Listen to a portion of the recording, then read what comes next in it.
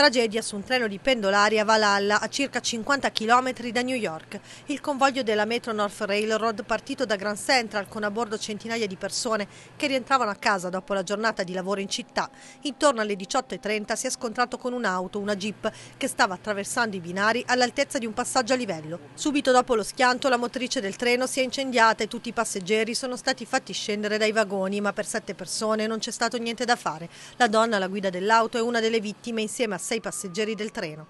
Le autorità comunque stanno ancora indagando per chiarire definitivamente la dinamica dell'incidente. Sul luogo della tragedia è arrivato anche il governatore di New York, Andrew Cuomo.